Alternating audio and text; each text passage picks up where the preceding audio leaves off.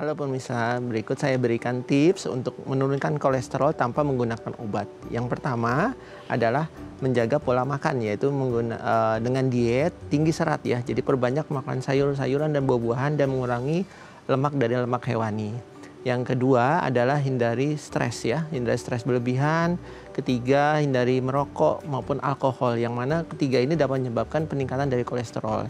Yang terakhir adalah dengan melakukan olahraga rutin ya, olahraga rutin interval seminggu sampai 3 sampai 4 kali dengan interval 30 menit sampai 1 jam. Dilakukan secara berkala, insya Allah ini akan menurunkan kolesterol ya. Demikianlah informasi yang saya sampaikan, semoga bermanfaat.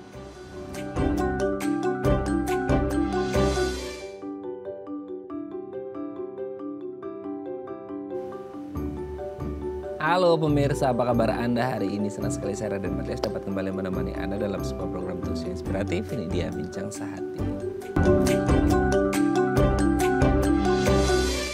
Ya pemirsa, kalau saya sebutin satu kata ini pasti banyak yang bergidik, kolesterol. Ini jadi kayak di satu sisi tuh kayak, aduh ini identiknya ya di pikiran kita tuh makan makanan yang enak. Waduh, apalagi bentar lagi puasa, bentar lagi lebaran. Waduh, ini kayaknya pesta pora ya, kita makan-makan yang enak. Tapi di satu sisi kayak, aduh takut ya sama kolesterol gitu ya. Nah sebenarnya kalau kita berbicara kolesterol itu kan sebenarnya ada ya manfaatnya dalam tubuh. Kenapa ada sesuatu itu di dalam tubuh kita, pasti ada manfaatnya. Tapi apa jadinya kalau akhirnya kolesterol yang ada di dalam tubuh kita ini berlebihan, terutama di darah kita gitu ya. Dan kalau berlebihan memangnya dampaknya apa sih gitu ya? Emangnya asalnya dari mana aja? Konsekuensinya apa? Nah makanya hari ini kita akan mengupas tuntas ya. Apa jadinya nih kalau kolesterol dalam darah kita ini berlebihan? Dan asalnya dari mana itu yang harusnya dicegah ya supaya nggak berlebihan. Tapi sebelum bahas itu kita bahas terlebih dahulu beberapa mitos atau fakta seputar kolesterol. Nah untuk membahasnya telah hadir bersama kami di studio Bincang Sehati. Ada Dr. Wibowo Mustoko Negoro SPPD Vinasim, dokter spesialis penyakit dalam dari Sentra Medica Hospital Cisalak. Selamat pagi Dr. Wibowo, apa kabar dok? Ya selamat pagi, alhamdulillah baik. Alhamdulillah. Dok, hari ini tuh kayak kita akan berbicara mengenai aib banyak orang gitu ya. Karena kalau ngomongin kolesterol itu identiknya dengan makanan enak. Mungkin ya, meskipun kita nggak ngerti, mungkin ada faktor yang lain yang mengapa orang bisa memiliki atau kadar kolesterolnya tinggi banget dalam tubuhnya, entah dari makanan atau faktor yang lain. Tapi sebelum bahas itu kita bahas mitos faktanya dulu ya dok ya. Baik. Yang pertama adalah kalau ada orang, sekarang itu kan ada BMI ya, Body Mass Index atau indeks massa tubuh, itu dikategorikan maksimal berapa, misal 25 kalau nggak salah gitu. Terus kalau yang di atas 25 itu kayak rentan banget dengan berbagai penyakit ya, overweight, obesitas dan lain sebagainya. Untuk yang kurus-kurus kayaknya aman. Nah kalau ngomongin kolesterol, yang kurus-kurus ini katanya aman dari kolesterol. Yang gak aman itu orang-orang yang sudah overweight atau bahkan obesitas. Nah betul gak sih kalau orang kurus itu pasti aman dari kolesterol? Ya. Jadi sebetulnya itu mitos ya Pak. Oh jadi, mitos, berarti gak aman juga dong dok? Iya. Kok bisa jadi gimana tuh? Tinggi rendahnya kolesterol tidak hanya ditentukan dari berat badan. Jadi memang ada faktor-faktor lain, terutama di sini ada faktor endogen ya. Jadi karena kolesterol sendiri itu diproduksi oleh tubuh kita sekitar 80% dari sel hati ya. Nah dari situ 20% dari makanan. Jadi beberapa pengalaman saya di rumah sakit malah seringkali dapat kasus-kasus pasien-pasien yang kurus namun kolesterolnya lumayan tinggi. Dan pasien yang terlihat gemuk atau obesitas malah kolesterolnya cenderung stabil. Oh gitu. Jadi seperti itu. Jadi memang ada faktor endogen yang mempengaruhi tinggi rendahnya kolesterolnya. Faktor endogen itu sendiri yang akhirnya diproduksi dari organ dalam tubuh kita sendiri gitu ya, bukan dari hati, makanan. iya. Hanya 20%, 80%-nya dari hati. Nah itu mesti ketika kita ngomongin faktor endogen itu dengan 80% dari hati, itu berlaku pada semua orang nggak sih dok? Ya, jadi memang di sini ada faktor-faktor genetik. Ya, faktor genetik yang mana faktor genetik ini yang menentukan apakah 80% ini menjadi seseorang itu menjadi kolesterol yang tinggi terus atau seringkali kadang-kala kolesterolnya tidak terlalu tinggi hanya pada saat-saat pola makan yang berlebihan seperti itu. Tapi ada juga nggak dok orang kurus yang kolesterolnya ya maksudnya variatif juga gitu, ada yang tinggi ada yang rendah, itu pengaruh ke berat badan juga nggak sih atau gimana? Ya, jadi memang yang tadi saya sampaikan, jadi berat badan ini memang tidak menjadi patokan utama, namun memang ada faktor-faktor lain yang faktor endogen itu yang bisa dari faktor genetik ya, terus faktor lifestyle-nya itu juga berpengaruh, Pak. Oke. Jadi sebenarnya ya salah satu faktor berat badan itu pengaruh, tapi tidak patokan utama ya. Patokan ada utama faktor dan lainnya ya. Bisa jadi yang obesitas, yang kurus itu punya risiko yang sama gitu. Tergantung faktor endogen ataupun faktor non endogennya. Iya. Gitu, Dok, ya. Oke, kita lanjut yang kedua ya, Dok ya. Nah ini saya sebenarnya malas nih ngomongin yang nomor 2 ini, Dok. Karena kita kan cowok-cowok ya, Dok ya, kita pria-pria gitu ya. Katanya pria ini lebih rentan alami kolesterol tinggi. Waduh, semoga mitos ya, Dok. Ini saya berharap ini mitos, Dok. Gimana, Dok? Ya memang itu faktanya. Ya. Waduh, fakta dong, Dok. Gimana tuh, Dok? Ya, Kenapa? jadi mengapa pria lebih cenderung? Karena sebetulnya pada wanita, terutama sebelum dia menopause, dia ada pelindungan, ya, pelindungan dari hormon estrogen. Jadi hormon estrogen ini yang melindungi pembuluh darah jadi terjadinya aterosklerosis sehingga dapat mencegah peningkatan kolesterol yang berlebihan. Nah, dibandingkan kita laki-laki, kita tidak memiliki hormon estrogen sehingga lebih berpeluang kita menjadikan kolesterol kita jadi tinggi karena tidak ada hormon estrogen itu. Namun hal ini akan menjadi sama pada wanita yang sudah menopause ya. Kalau sudah menopause perbandingannya akan sama laki-laki dan pria. Laki-laki dan perempuan ya. Tapi gini, Dok. Kan kalau wanita itu ada apa ya bahasanya, ada apa ya batasnya gitu. Maksudnya kayak titik aman, titik nggak aman gitu, dalam bahasanya gitu. Titik amannya itu sebelum mereka menopause. Setelah menopause kan produksi hormon estrogennya menurun sehingga akhirnya risikonya sama. Nah, kalau laki-laki seiring bertambahnya usia, dia faktor risikonya lebih tinggi, lebih rendah atau sama aja? Lebih tinggi karena kan pada usia makin lansia kita berpeluang terjadinya kekakuan di pembuluh darah.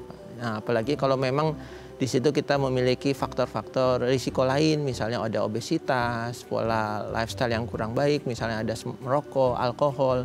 Nah, ini akan makin berpeluang terjadinya kolesterol yang tinggi, ya. Selain dari pola makan yang tidak baik seperti itu. Biasanya kalau di laki itu dengan malah saya coba, Dok, ini karena fakta ya, jangan semangat ya. Tapi gini, kalau di laki-laki itu sebenarnya sebagian besar faktornya karena endogen atau non endogen? Kalau pada laki-laki itu endogen dan non endogen. Jadi selain dari pola yang sintesa dari hati itu juga bisa didapatkan dari makanan. Jadi sebenarnya cuma persentasenya itu lebih banyak tetap dari endogen. Karena memang 80% kolesterol itu diproduksi dari hati kita. Nah, 20% itu didapatkan dari makanan. Nah, apabila kita makannya memang sudah berlebihan dari tingkat kolesterolnya, endogennya juga dalam hal ini misal kita ada faktor genetik, itu akan lebih berpeluang terjadinya kolesterol tinggi pada tubuh seseorang tersebut. Oh, jadi ada beberapa faktor yang memang endogen dan non endogen itu berpengaruh. Tapi kalau ngomongin mana yang lebih berisiko antara pria dan wanita, memang kalau dibandingkan dengan wanita yang belum menopause, pria lebih tinggi. Iya. Tapi kalau dibandingkan dengan, kalau compare-nya adalah sama wanita yang sudah menopause, bisa jadi sama. Sama, betul. Gitu ya, sama berisikonya karena faktor estrogen yang sudah tidak terproduksi lagi oleh si perempuan ini sendiri ya. Iya. Jadi nggak win-win sih, tetap aja sama-sama berisiko. Intinya harus jaga kesehatan dan pola hidup yang sehat ya, Dok. Ya. Oke, kita lanjut yang ketiga, Dok. Tingkat kolesterol dipengaruhi dari pola diet. Nah, tadi kan dokter udah menyebut faktor endogen itu non makanan berarti kan ya. Yang mana ini diproduksi secara otomatis oleh organ hati kita gitu ya. Nah, kalau ngomongin pola diet, Dok, maksudnya kayak kalau kita perbandingan 100% tadi itu 80%, 20%, kalaupun akhirnya ada 20% itu dari pola diet itu berpengaruh nggak sih pada kondisi kesehatan orang ini dengan jumlah kolesterol yang ada di tubuhnya gitu? Ya, itu berpengaruh sekali ya. Jadi walaupun ini persentasenya lebih besar dari endogen, 20% ini apabila kita istilah tidak kontrol dengan baik, dengan pola makan yang baik, ya istilah kita makan yang terlalu sering berlemak, berminyak. Nah, ini lambat laun akan menyebabkan kadar kolesterol itu yang tinggi. Nah, itu yang tadinya mungkin awal-awal kolesterolnya bagus, namun karena pola makan yang tidak teratur, sering makanan berlemak, nah lambat laun akan terjadi kenaikan secara bertahap kolesterolnya. Nah, ini yang kita harus waspadai juga. Jadi seringkali kadang kita mungkin nggak ada keturunan tapi rasanya makan ini biasa aja, makan ini banyak nggak apa-apa. Tapi nanti seiring bertambahnya usia dan sering bertambahnya waktu, pasti nanti akan terjadi kenaikan kolesterol secara bertahap. Nah, ini yang kadang kenaikannya ini tidak bisa kita sadari, tidak bisa kita rasakan seperti itu. Nggak bisa ya? Iya. Padahal maksudnya dari makanan yang kita konsumsi sendiri tuh dong, nggak bisa ngerasain mereka, wah ini kayaknya menuju ke kolesterol tinggi sehingga akhirnya muncullah simptom-simptom di tubuhnya enggak ya? Jadi memang kalau kolesterol sendiri sebetulnya sebagian besar itu tidak ada gejala sama sekali, ya hanya pada beberapa kasus kita dapatkan memang ada gejala-gejala seperti pusing, ada sering pegal-pegal di daerah leher. Namun ini bukan menjadi suatu patokan. Patokannya memang nanti harus dilakukan pemeriksaan. Pemeriksaan. Iya. Oke, masih dari seputar diet tuh. Kalau sekarang kan banyak yang kayak makanan-makanan organik lah apa segala macam yang mostly katanya lebih sehat. Itu gimana dok? Itu bisa menekan yang 20% itu nggak sih? Ya, itu tentunya itu bisa ya. Jadi memang selain dari faktor endogen 20% ini kalau kita memang bisa ngontrol dari makan makanan yang sifatnya nabati, itu akan sangat membantu karena serat ya, terutama serat sayuran, buah-buahan ini dapat membantu menghambat penyerapan lemak di usus. Jadi sangat bagus kalau memang kita misalnya bisa mengontrol dari pengalihan dari lemak hewani ke lemak nabati. Ya lebih sehat nabati ya. Jadi lebih green lah ya dok. Oke dok, kita lanjut yang keempat ya. Beralih dari mentega ke margarin. Wah, ini kan banyak yang pakai margarin, pakai mentega gitu. Nggak ngerti, ini mungkin yang lebih paham emak-emak ya, gitu ya. Tapi secara medis itu sendiri, entah dari kandungannya atau dari efek ke tubuhnya, beda antara mentega dan margarin tuh untuk apa sih dok? Untuk hubungannya dengan kolesterol? Ya, jadi seperti kita ketahui kalau mentega itu kan terutama produk susu ya. Nah, di situ terkandung lemak jenuh ya. Jadi lemak jenuh ini yang nanti berpotensi terjadi kolesterol tinggi ya.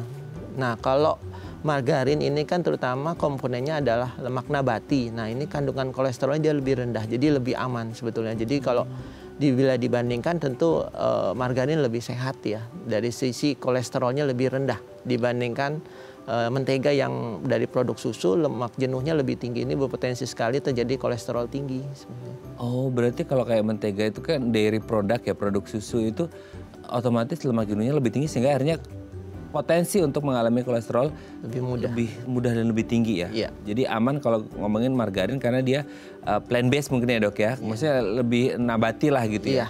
Lebih aman kalau kita ngomongin rasa dan lain sebagainya dok ya. Kita ngomongin kandungan sehingga akhirnya hubungannya sama kolesterol nih pemirsa. Jadi kalau Anda yang masih menggunakan mentega atau margarin ya itu terserah Anda. Tapi kalau kita ngomongin efeknya ke kolesterol itu jauh lebih aman menggunakan margarin karena nabati seperti itu ya. Oke, kita lanjut yang terakhir ya dok ya. Anak-anak katanya nggak perlu khawatir akan terjadinya kolesterol tinggi. Nah selama ini kan kita ngerti kolesterol dan beberapa penyakit yang lain itu identiknya dengan orang-orang dewasa ya. Nah kalau kolesterol tinggi ini juga pasti urusannya sama orang dewasa. Nah kalau anak-anak nggak mungkin lah anak-anak kena kolesterol tinggi. Itu betul nggak sih dok?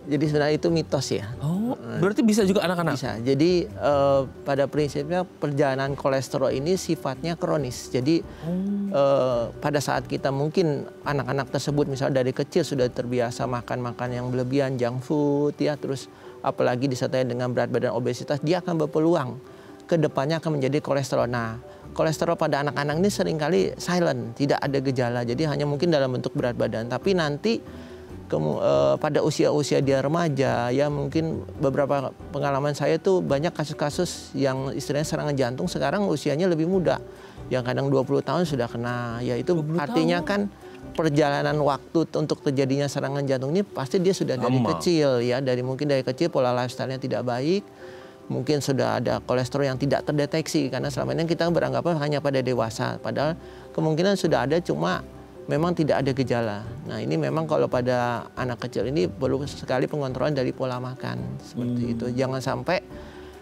saat ini kan banyak kita melihat anak-anak seringkali obesitas ya dari kecil. Nah itu akan berisiko untuk nantinya dia pada waktu dewasa akan berpeluang terjadi penyakit-penyakit kardiovaskuler yang paling sering disebabkan dari kolesterol tadi. Oh, dok gini dok, kan sekarang bonus demografi di Indonesia itu lumayan ya, dengan artian tingkat kelahiran juga lumayan, dan akhirnya kita akan mendapatkan generasi-generasi yang anak-anak muda nih gitu ya. Nah, tapi juga di satu sisi tadi Dr. Wibowo juga menyebutkan bahwa sekarang tingkat obesitas juga tinggi. gimana nggak tinggi ya dok ya? Maksudnya anak-anak itu sama orang tua tuh kadang-kadang dimanjakan dengan dibelikan junk food gitu ya. Entah biar keren atau karena anaknya rewel pingin minta itu karena kemakan media sosial ya dok ya. Dan akhirnya ya nauzubillah min dzalik semoga tidak terjadi. Tapi kalau dengan kondisi lifestyle seperti ini tuh bisa jadi nggak sih dok? Ada ledakan demografi tapi ledakannya itu bukan ledakan jumlah kuantitas tapi ledakan prevalensi dari si kolesterol ini sendiri. Betul, bisa sekali ya. Jadi dari pola lifestyle yang sejak kecil yang tidak terkontrol, ini nanti berpeluang akan terjadi namanya sindrom metabolik. Ya, sindrom metabolik itu yang ada yang kolesterol, obesitas, hipertensi. Nah, ini trennya kalau saya lihat memang makin lama makin bergerak ke usia muda. Ya, jadi karena memang dari awalnya tidak terkontrol. Nah, ini memang penting sekali orang tua untuk berperan aktif di sini, artinya menyediakan makanan yang sehat ya, karena kadang kan mungkin orang tuanya sibuk bekerja jadi diserahkan sama misalnya pembantu yang istilahnya yang praktis lah nah ini yang harus diwaspadai ya, karena memang dari usia awal itu kalau bisa kita kontrol tentunya ke depannya saat dia dewasa akan lebih baik. Nah, seperti itu. Karena kadang-kadang juga tuh terbentuk dari habit keluarga sih dok. Maksudnya kayak orang tuanya makan apa anaknya ikut, sebenarnya anaknya papa mamanya juga makanya kurang sehat ya. Makanya harus dibentuk dari dini supaya papa mama, keluarga dan anaknya makanya yang sehat supaya tidak mengalami kolesterol tinggi. Meskipun ya hanya 20% tapi itu sangat membantu ya kalau kita ngomongin dari faktor makanan. Oke, terima kasih Dr. Wibowo sudah terjawab mitos faktanya. Nanti kita lanjut ngomongin lagi kolesterol di segmen selanjutnya dok ya. Oke pemirsa, kami akan kembali saat lagi, tetap bersama kami di Bincang Sehat.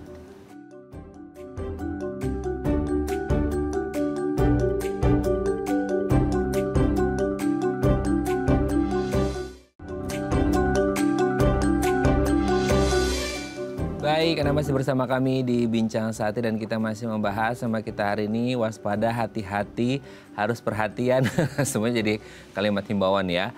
Hati-hati nih kalau akhirnya kolesterol yang ada di dalam darah kita itu tinggi. Karena apa? Karena bisa menjadi salah satu penyebab gangguan kesehatan di tubuh kita. Makanya harus dihindari dengan tindakan preventif. Nah, kalau Anda punya pertanyaan atau Anda kayak baru kemarin nih MCU nih ya dan ketahuan kolesterolnya tinggi. Nah, itu harus berhati-hati. Nah, kalau mau tanya-tanya boleh di 0212903244 atau DM Instagram kami di @bincangsehat.tv. Kita masih bersama dengan Dr. Wibowo Mustokonegoro SPPD Finasim, dokter spesialis penyakit dalam dari dari Sentra Medika Hospital Cisalak. Oke, Dok, kalau kita ngomongin kolesterol. Jadi selama itu kita gini ya, ini tuh selalu jadi public enemy ya. Kalau ngomongin kolesterol itu selalu jadi public enemy, musuh banyak orang gitu ya.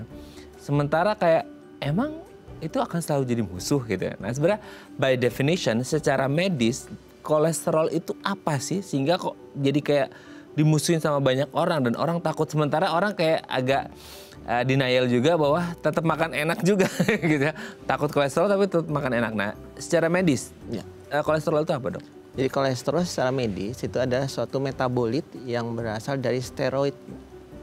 Sterol ya, jadi sterol ini dia berbentuk seperti lilin ya. Kalau kita lihat kolesterol itu kan kalau kayak lemak ya, jadi seperti lilin, di mana kalau kadarnya itu normal itu sangat membantu tubuh kita dalam proses metabolisme. Namun kalau kadarnya tinggi, nah ini yang bisa menyebabkan masalah ya, jadi menyebabkan penyakit gitu. Jadi sebenarnya kolesterol itu berperan penting juga dalam tubuh kita, tidak selalu berkonotasi negatif seperti ini. Berperan pentingnya itu kalau dalam kadar normal, maksudnya perannya seperti apa dok dalam sistem metabolisme kita? Maksudnya kayak apakah ikut dalam pencernaan kah atau ikut dalam proses-proses yang lain? Jadi peranan penting dari kolesterol itu khususnya kalau dalam kondisi normal dia membantu dalam pembentukan sel ya, dinding sel tubuh kita itu salah satu bahan bakunya adalah kolesterol. Nah, kemudian juga dia membantu pembentukan hormon ya, terutama hormon-hormon yang berkaitan dengan reproduksi ya. Baik hormon pada wanita maupun pria dan hormon-hormon metabolisme tubuh. Kemudian juga membantu dalam hal pembentukan vitamin D ya. Jadi memang kolesterol ini lumayan banyak fungsi-fungsi pentingnya seperti ini. Banyak sebenarnya dok ya, iya. Fungsi penting dari si kolesterol. Tapi kenapa banyak yang mempermasalahkan? Ya, itu banyak kayak bikin ini kayak enggak, jangan itu kolesterol semuanya ini dihindari. Padahal sebenarnya ada manfaatnya. Ya. Tapi kalau kolesterolnya itu sendiri ada dibagi-bagi nggak sih dok jenisnya apa sehingga akhirnya kayak kan tadi dokter menyebut, oh kalau ini kan sebenarnya kolesterol tuh baik ya untuk dalam tubuh kita ada fungsinya, tapi ada juga yang nggak baik juga. Maksudnya itu dibagi-bagi jenisnya atau seperti apa, Dok? Ya, betul sekali. Jadi mungkin pemirsa sudah pernah melihat ya, jadi kolesterol kita ada yang namanya kolesterol total, kolesterol LDL atau kita sering kenal dengan kolesterol jahat, ada kolesterol HDL, kita kenal sebagai kolesterol baik, dan ada trigliserid. Nah, ini komponen dari kolesterol yang mana bisa kita lakukan pemeriksaan. Ya. Oke. Nah itu baik, jahat, trigliserid itu gimana dong? Maksudnya kayak bagi-bagiannya kenapa dibilang jahat, kenapa dibilang baik gitu? Kayak bawang merah, bawang putih tuh gitu ya. Nah itu gimana, Dok? Ya, jadi kalau kolesterol LDL atau low density lipoprotein ini memang kenapa disebut kolesterol jahat, karena memang dia sebetulnya komponen utamanya dia adalah lemak ya. Jadi dia membawa lemak dari hati menuju organ yang dituju. Artinya sel-sel organ, terutama sel otak, jantung, ginjal. Jadi dia membawa sana. Nah, namun kalau kadarnya dia terlalu tinggi, dia dapat menyebabkan pengendapan di pembuluh darah kita.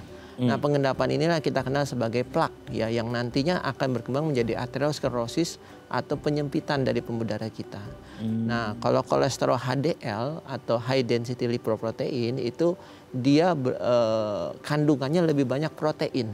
Jadi dia kandungan lemaknya lebih sedikit, dan fungsinya dia terutama membawa sel-sel lemak yang ada dalam pembuluh darah kembali ke hati ya. Jadi ibaratnya kayak cleaning service-nya. Cleaning service ya. Jadi kalau cleaning service-nya dikit, yang ngotorinya banyak, ini sangat berisiko. Nah, sedangkan kalau trigliserid ini lemak ya. Jadi dia masuk lemak jenuh, dia ibaratnya trigliserid ini bahan baku untuk terbentuknya kolesterol. Jadi kalau trigliseridnya tinggi, kolesterol akan mudah menjadi tinggi juga. Seperti itu.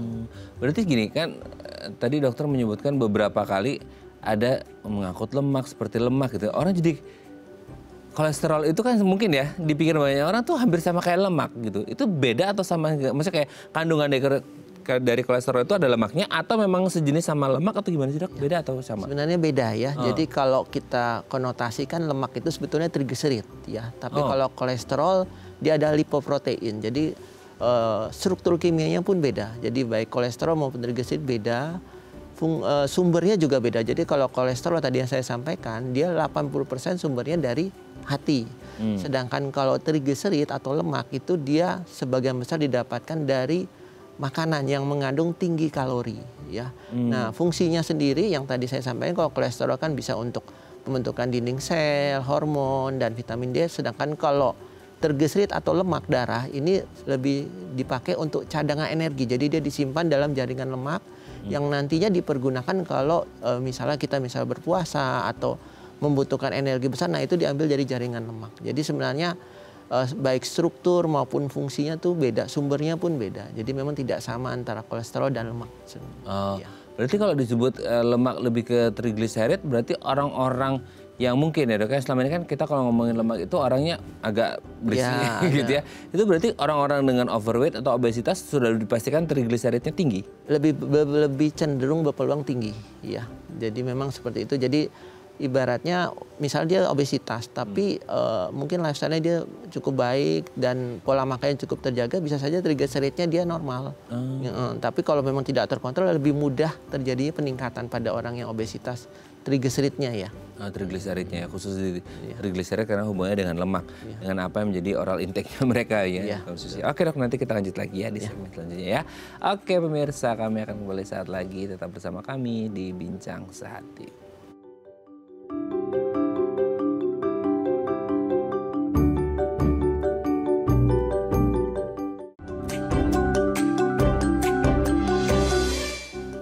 Baik, kita masih bersama kami di Bincang Sehati dan kita masih membahas tema kita hari ini seputar kolesterol tinggi dalam darah yang harus kita waspadai supaya tidak terjadi hal-hal yang tidak kita inginkan. Jadi kalau Anda ngomongin makan dan faktor-faktor yang lain, mungkin tadi sudah disebutkan oleh Dr. Wibowo ya, masalah endogen dan non-endogen, Anda harus berhati-hati. Nah, kalau Anda masih punya unek-unek pertanyaan seputar kolesterol, boleh tanya-tanya di 021-290-3264 atau DM Instagram kami di @bincangsehati.tv. Kita masih bersama dengan Dr. Wibowo Mustoko Negoro, SPPD Finasim, dokter spesialis penyakit Dalam dari Sentra Medica Hospital Cisalak. Oke dok, tadi kan disebutkan ada HDL, LDL, dan trigliserid. Nah, salah satunya kan mungkin lemak tadi yang ada di trigliserid dan beberapa yang lainnya. Nah, saya tuh pernah baca dok, kalau nggak salah ya, karena ini hubungannya sama mungkin body mass index orang dan obesitas atau enggak, itu kan sebenarnya kalau orang obes atau overweight mungkin ada hubungan, mungkin ya dok ya, dengan hormonal changes di dalam tubuhnya mungkin. Gitu. Nah, kalau hubungannya sama kolesterol, bisa nggak sih dia pengaruh sama kondisi hormon yang ada di tubuh kita, entah pembentukan, perubahan, dan lain sebagainya? Ada nggak kaitannya sama hormon dok? Ada ya, jadi pada kolesterol yang tinggi, terutama pada pasien-pasien yang obesitas, itu dia akan terjadi penurunan biasanya hormon kortisolnya kurang baik ya. Jadi hormon kortisol di samping itu juga akan menyebabkan, terutama kalau yang obesitas ya, dia akan mudah terjadinya namanya fatty pankreas ya. Jadi pelemakan di pankreas yang mana itu bisa berpeluang terjadi penurunan dari fungsi dari sel-sel pankreas. Nah, seperti kita ketahui kan kalau sel pankreas itu salah satu fungsinya dalam pengaturan gula darah ya. Nah, itu yang jadi berpeluang terjadinya diabetes mellitus. Oh, gangguan di insulinnya nanti. Iya, nantinya produksi insulinnya akan menurun atau terjadi gangguan reseptor dari insulin akibat dari obesitas. Oh, selama ini tuh kita taunya mungkin fatty liver, ternyata fatty pankreas juga ya dok ya? Fatty liver, fatty pankreas bisa terjadi sama-sama atau salah satu. Seperti itu.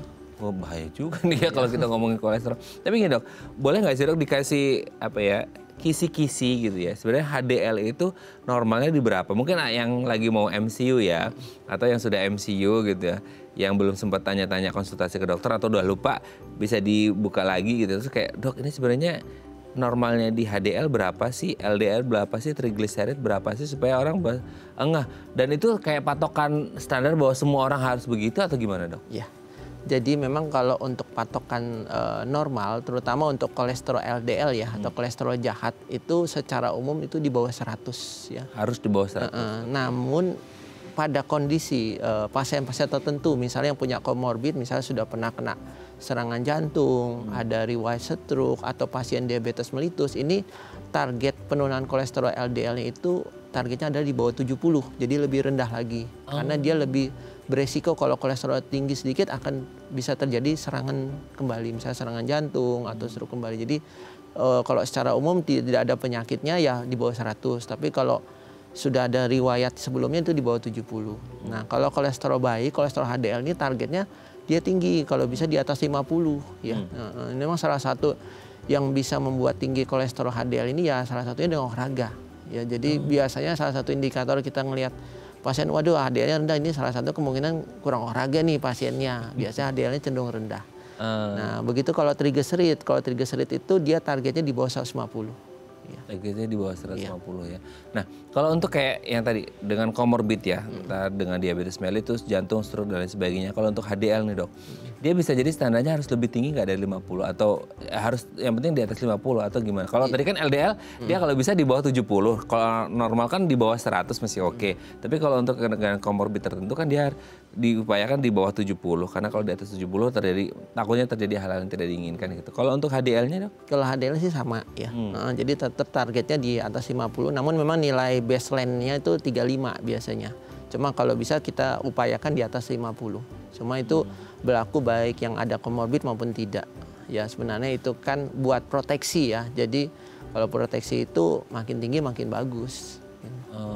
Tapi kalau untuk kayak pasien-pasien diabetes tapi dengan kondisi gula darah terkontrol, itu tetap pakai yang B70 maksimal LDL? Iya, karena dia kan sebenarnya penyakit-penyakit seperti diabetes, hipertensi itu sebetulnya sudah terjadi gangguan mikrovaskuler. Jadi adanya kerusakan dari pembuluh darahnya secara mikroskopik. Jadi kalau ada peningkatan kolesterol yang mana seperti kita ketahui tadi, kolesterol itu kan risiko jadi pengendapan, jadi atheroskllerosis, jadi akan sangat mudah gitu. Apalagi kan penyakit diabetes ini biasa penyakit kronis. Jadi walaupun dia saat ini sudah terkontrol, tapi kan perjalanan waktu sebelumnya bagaimana.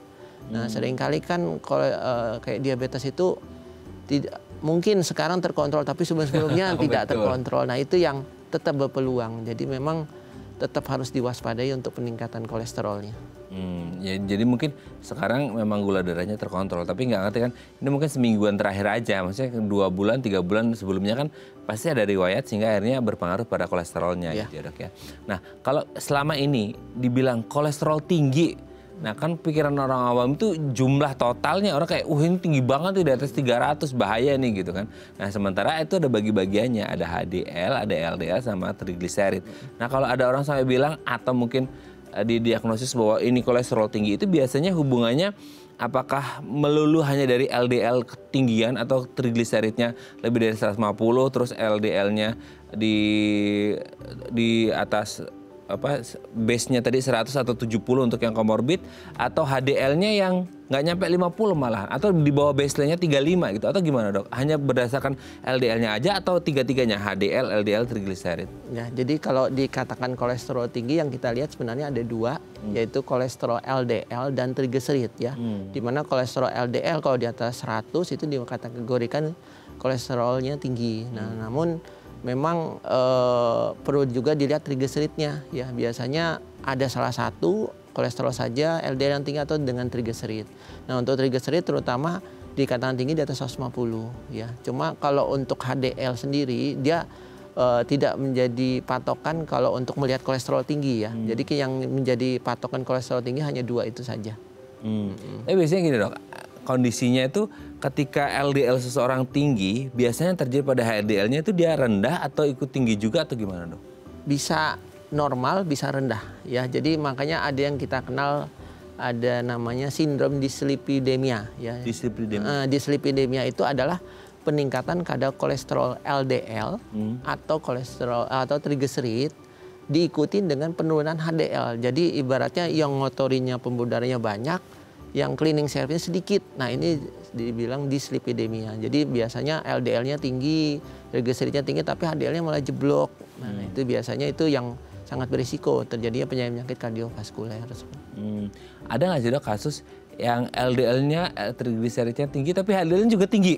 Iya ada juga ya. Biasanya itu saya dapatkan pada pasien-pasien yang memang dia olahraganya cukup baik, jadi lumayan lah membantu, ada proteksinya. Tapi memang lifestyle-nya kadang dia mungkin sering makan di luar, kadang nggak bisa ngontrol. Tapi dari anamnesa saya tanya-tanya memang dia olahragawan, maksudnya olahraganya cukup bagus. Jadi kelihatan dari HDL-nya lumayan baik. Nah itu lumayan membantu untuk pelindungan lah. Tapi ya tidak bisa jaminan juga karena kan LDL-nya juga tinggi. Tapi setidaknya risikonya lebih kecil dibandingkan kalau yang HDL-nya rendah. Tapi dengan gini dok, ini kan karena tadi analoginya tuh cleaning service ngebersihin yang kotor-kotor gitu ya. Dengan HDL yang tinggi, bisa nggak sih tubuh itu memproteksi sehingga akhirnya bisa menurunkan kadar LDL? Bisa nggak?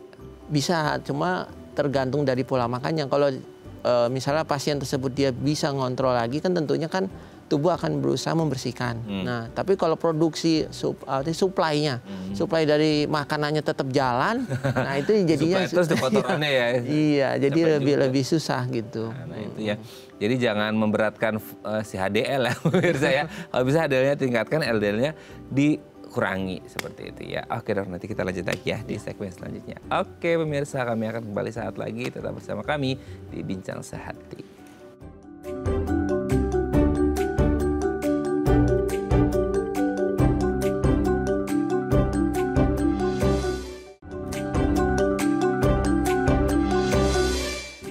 Baik, masih bersama kami di Bincang Sehati dan kita masih membahas tema kita hari ini, hati-hati waspada yang namanya kolesterol tinggi yang terjadi di tubuh kita, di darah kita. Nah, kalau Anda punya pertanyaan seputar tema kita hari ini, boleh tanya-tanya di 021-290-3244 atau DM Instagram kami di @bincangSehati.tv. Kita masih bersama dengan Dr. Wibowo Mustokonegoro, SPPD Finasim, dokter spesialis penyakit dalam dari Sentra Medica Hospital Cisalak. Oke, sebenarnya kalau kolesterol tinggi itu ya, terutama di LDL-nya sama trigliserid gitu ya, itu tuh kejadiannya kan tadi dibilang kan nggak sekali makan langsung tinggi gitu, maksudnya nggak kayak aku tiba-tiba kan dok, itu pasti by proses gitu nggak sih, maksudnya kayak kan ada orang kayak dok besok saya minggu depan saya mau MCU dok gitu, jadi mulai hari ini 7 hari lagi saya mau ngontrol makanan saya deh gitu supaya kolesterolnya nggak kedetek tinggi gitu ya, sehingga akhirnya kayak wah harapannya sih kolesterolnya LDL dan trigliseridnya rendah.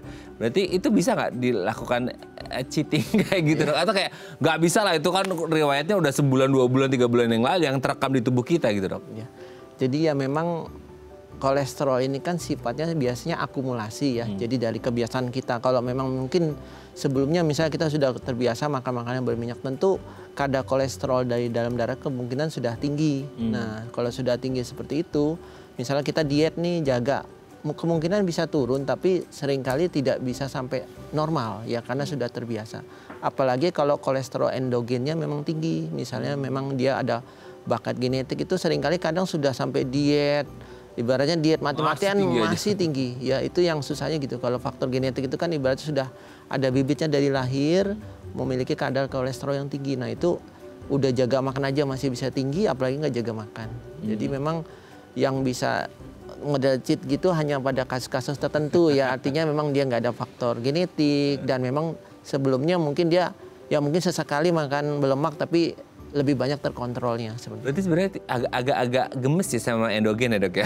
Maksudnya itu tuh benar-benar faktor yang nggak bisa diubah, dimodifikasi dok, karena udah secara genetik ya. Maksudnya nggak ada di otak-atik genetiknya untuk endogennya nggak terlalu banyak gitu, bisa nggak sih dok? Sebenarnya bisa. Jadi sebenarnya produksi endogen ini bisa kita minimalisir dengan cara ya lifestyle yang baik. Contohnya misalnya dengan olahraga ya, dengan kita olahraga rutin itu sebenarnya kolesterol itu kan juga seperti cadangan energi ya. Jadi kalau kita gunakan dalam bentuk aktivitas olahraga, dia akan terpakai sehingga tidak ada penumpukan di dalam darah ya. Kemudian pola hidup seperti stresor ini juga akan mengganggu keseimbangan hormon. Nah itu juga bisa jadi pemicu, lama-lama bisa mengganggu kolesterol endogennya jadi lebih aktif ya. Dan yang lain biasanya alkohol ya. Alkohol itu kan sering kali ganggu ke liver. Jadi fatty liver yang saya bilang tadi selain obesitas. Jadi itu akan mengganggu jadi produksi dari kolesterol endogen jadi berlebihan. Dan yang terakhir rokok juga. Nah, makanya ya kalau bisa dengan faktor endogen yang tidak bisa kita hindari itu, tapi bisa diminimalisir dengan apa? Dengan olahraga. Ya olahraga kan jadi tenaga gitu ya, jadi energi, jadi power, sehingga akhirnya berkurang tuh ya jumlah kolesterolnya. Dan kalau olahraga itu kan biasanya membuat kita happy ya dok ya, karena hormon oksitosin, dopamin, estrogen gitu dan lain sebagainya, serotonin itu keluar semua hormon-hormon bahagia, sehingga akhirnya stresornya kurang. Nah itu juga pengaruh gitu ya dok ya. Oke dok, sebelum lanjut ini ada DM Instagram, kita bacakan ya. Dari Pak Dito nih ya. Dok, saya waktu itu pernah baca kalau laki-laki kolesterol tinggi, gini ada banyak ya. Pernah baca kalau laki-laki kolesterol tinggi itu wajar karena berhubungan sama maskulinitas. Itu benar nggak sih? Terima kasih. Oh maksudnya kolesterol tinggi itu pengaruh sama maskulinitas atau kejantanan pria. Oh, pengaruh nggak sih? Apa ada hubungan atau enggak dok? Jadi yang tadi saya sampaikan, jadi kolesterol ini juga bukan suatu hal yang buruk ya. Jadi dalam jumlah yang normal, dia berperan dalam hormon testosteron. Nah hormon testosteron ini yang berhubungan dengan maskulinitas pada pria ya. Jadi namun kalau kadarnya berlebihan, nah ini yang jadi penyakit. Ya jadi sebenarnya kolesterol itu penting tapi jangan sampai berlebihan. Nah itu gimana cara kontrolnya dari pola makan. Ya jadi kalau artinya misalnya kita kolesterol tinggiin biar makin jantan, tidak juga seperti itu. Jadi itu berhubungan hanya dari produksi testosteronnya saja. Nah nanti testosteron ini berhubungan dengan maskulinitas pada laki-laki. Cuma ya kalau tinggi ya malah jadi penyakit aterosklerosis seperti itu. Oh oke. Berarti yang pasnya kalau ngomongin kayak laki-laki kolesterol tinggi wajar berhubungan sama maskulinitas itu sesuai standar yang tadi Dr. Wibowo sebutkan ya. Dalam arti kayak HDL-nya baseline-nya 35 tapi diharapkan lebih dari 50. Kemudian LDL-nya kalau bisa, kalau normal ya tanpa komorbid itu di bawah 100, tapi kalau ada komorbid di bawah 70 dengan trigliserid under 150 seperti itu ya. Bisa nggak sih dok kayak, dok ini LDL saya tuh ketekan banget, bagus deh, saya normal tanpa komorbid bisa under 70 malahan. Terus HDL saya tinggi banget di atas 50 atau 60, itu bisa nggak? Misalnya itu juga pengaruh nggak ke, ya kita nggak ngomongin maskulinitas, tapi kayak testosteron dan akhirnya kejantanannya itu bisa pengaruh ke laki-laki? Bisa. Jadi kalau memang di situ misalnya LDL-nya rendah, tapi HDL-nya tinggi, ada juga yang seperti biasanya kebanyakan si atlet ya, jadi dia HDL-nya tinggi, LDL-nya rendah. Tapi dengan olahraga yang bagus itu istilahnya tidak mempengaruhi tingkat prianya ya istilahnya. Dan memang lebih sehat biasanya seperti itu. Nah itu ya. Jadi jangan gini, motivasinya jangan menuju ke kejantanan ya. Itu kan sebagai bonus aja. HDL-nya bagus, LDL-nya rendah, trigliseridnya rendah, sehingga kesehatan. Jadi gini mungkin adalah kejantanan itu kan dipengaruhi dari kesehatan. Kalau kita tubuhnya aja udah nggak sehat kan pasti mood dan lain sebagainya pengaruh ya. Stresornya juga pengaruh sehingga akhirnya mungkin untuk maskulinitasnya juga bisa terpengaruhi. Karena mungkin ya stresornya banyak. Jadi kalau Anda nggak stres, Anda happy, Anda olahraga, tubuh Anda sehat, HDL naik, LDL turun, trigliserid turun, otomatis kejantanan juga akan berpengaruh gitu ya. Ini pertanyaan bagus Pak Dito, mewakili banyak pria di luar sana. Terima kasih Pak Dito ya sudah mewakili kami. Oke dok, nanti kita lanjut lagi di segmen terakhir ya. Oke pemirsa, kami akan kembali saat lagi, tetap bersama kami di Bincang Sehati.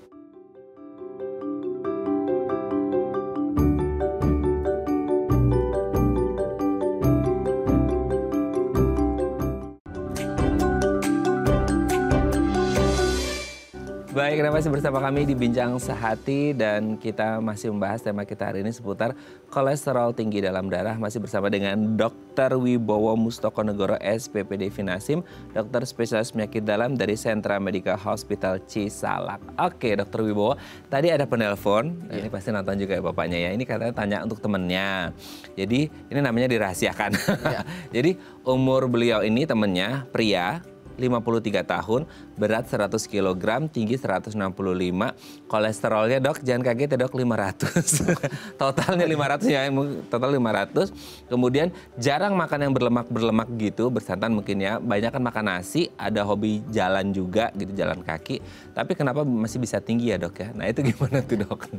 Baik, terima kasih. Jadi yang tadi mungkin sudah sempat saya singgung ya, jadi komponen utama penghasil kolesterol itu sebetulnya 80% dari endogen ya. Artinya mungkin pada pasien ini pola makan mungkin sudah dijaga. Namun beliau memiliki faktor risiko obesitas. Nah, yang seperti tadi saya sampaikan, pasien-pasien dengan obesitas biasanya memiliki komponen trigliserid yang tinggi. Nah, trigliserid inilah yang menjadi bahan baku pembentukan untuk kolesterol ya. Nah, yang nantinya akan menyebabkan produksi dari kolesterol endogen yang dihasilkan oleh sel hati itu jadi meningkat. Nah, itu yang saya sampaikan tadi, walaupun kita bisa kontrol makan, tapi kalau kolesterol endogennya tinggi itu tetap bisa tinggi. Apalagi pada pasien ini kan sampai 500. Kemungkinan besar kolesterol endogennya tinggi ditambah lagi obesitas. Nah, ini yang menurut saya memang kasus yang sangat berisiko ya. Risiko untuk terjadi penyakit aterosklerosis sangat mudah ya. Penanganannya memang pada kasus seperti ini harus segera ditangani dengan diobati. Selain dengan pengobatan dan perubahan lifestyle ya, artinya bagaimana caranya kita diet supaya menurunkan berat badannya. Ya, karena ini akan membantu sekali untuk kestabilan untuk kolesterolnya sendiri.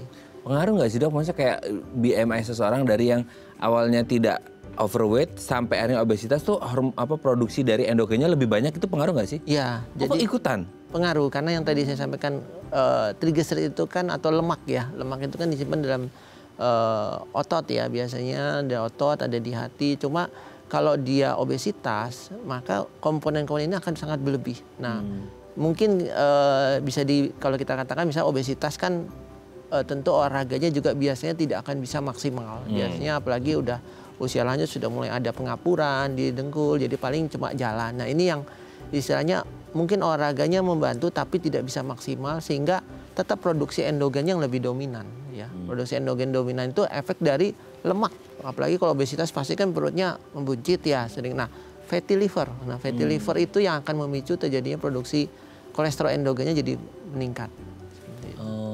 Kalau kayak kasusnya temennya beliau ini, pasien ini dengan mengurangi berat badan otomatis akan mengurangi trigliserid dan kolesterol nggak sih dok? Ya, membantu, tapi memang pada kasus seperti ini istilahnya hanya dengan lifestyle saja tidak mampu karena sudah terlalu tinggi dan membutuhkan waktu lama kalau kita mau hanya dari lifestyle. Jadi butuh juga ada penanganan medisnya. Iya. Penanganan medisnya kalau untuk kayak gini biasanya apa dok? Tindakannya apa? Terutama pertama kita berikan dulu obat-obat penurunan kolesterol ya, dan memang kita harus screening komplikasinya. Karena yang kita khawatirkan kan dengan kondisi seperti ini, apakah ini kan tidak tahu nih sudah berapa lama seperti ini. Nah, khawatirnya sudah terjadi aterosklerosis di pembuluh darahnya, yang mana kalau terjadi di pembuluh darah jantung kan berisiko bisa terjadi serangan jantung mendadak atau stroke seperti itu. Jadi selain pengobatan kita screening sudah ada nggak komplikasinya yang disebabkan oleh kolesterol tinggi seperti itu. Oke, berarti kalau terjadi aterosklerosis itu gimana, Dok? Maksudnya itu udah pasti akan terjadi? Lebih mudah pada kondisi seperti ini karena dia satu berat badan sudah berlebih dan kemungkinan kalau sampai 500 itu kemungkinan kolesterol sebetulnya tidak sifatnya mendadak kita makan sekarang langsung naik kolesterol gitu, enggak, beda dengan asam urat. Jadi biasanya akumulasi kita keseringan makan yang berlemak tinggi lama-lama tinggi, apalagi kalau sudah 500 kemungkinan sudah berlangsung lama. Nah, tanpa ada penanganan medis ini akan susah sekali untuk turunnya. Nah, kemungkinan besar pasti sudah ada mulai terjadi plak-plak halus ya, cuma kita kan harus dilakukan pemeriksaan untuk memastikan itu. Oke, jadi faktor-faktornya banyak ya, entah terjadi aterosklerosis, entah terjadi pembuluh darahnya udah kolesterolnya tinggi dengan BMI yang udah tinggi juga ya, bayangin 165 berat 100 gitu ya, Dok ya. Plus juga kolesterolnya 500 ya, modifikasi tetap diperlukan. Tapi ada tindakan medis juga yang harus segera dilakukan oleh dokter untuk penanganannya gitu ya. Oke, terima kasih sudah menghubungi kami Bapak dan semoga temannya Bapak sehat selalu ya dan segera periksa ke dokter untuk penanganan lebih lanjut. Oke, Dok, tapi sebenarnya kalau nih pas lagi tinggi gitu ya, itu tuh kayak bakal akan pasti menyebabkan komplikasi atau nunggu waktu aja nanti bakal ada komplikasi gitu?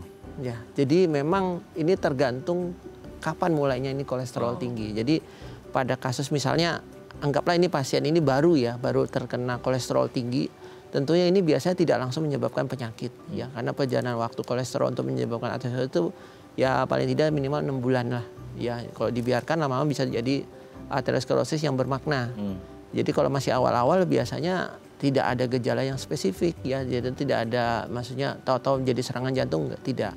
Tapi beda halnya pada kasus-kasus yang sudah memang kolesterol kronis, artinya dia sudah ada riwayat kolesterol, sudah berbulan-bulan, sudah bertahun sering kolesterol naik turun. Nah, ini kemungkinan besar sudah terjadi adanya plak. Nah, plak di pembuluh darahnya ya, jadi ada penyempitan. Nah, apabila terjadi misalnya mendadak kolesterolnya tinggi, ini bisa menjadi pemicu terjadinya sumbatan total. Nah, dari sumbatan total ini yang kalau lokasinya di jantung misalnya di koroner, ya itu langsung serangan jantung, di otak jadi stroke, atau di kaki ada yang penyumbatan. Jadi tergantung dia mulai kenanya kapan. Nauzubillah min dzalik, semoga nggak terkena ya, Dok ya. Supaya nggak terjadi itu ya, ada serangan jantung, ada stroke dan lain sebagainya. Intinya Anda harus menjaga kesehatan tubuh dimulai dari ya kalau ada faktor yang bisa dimodifikasi, kenapa nggak kita modifikasi supaya kita lebih sehat. Oke, terima kasih Dr. Wibowo. Hari ini kita dapat pencerahan, semoga ini bekal baik kita buat nanti ya, meskipun cuma 20%, tapi setidaknya kita punya jaga-jaga pas puasa sama lebaran besok supaya makannya nggak berlebihan. Terima kasih, Dok, sehat terus. Salam untuk keluarga di rumah dan teman-teman di Sentra Medika Hospital Cisalak. Selamat pagi.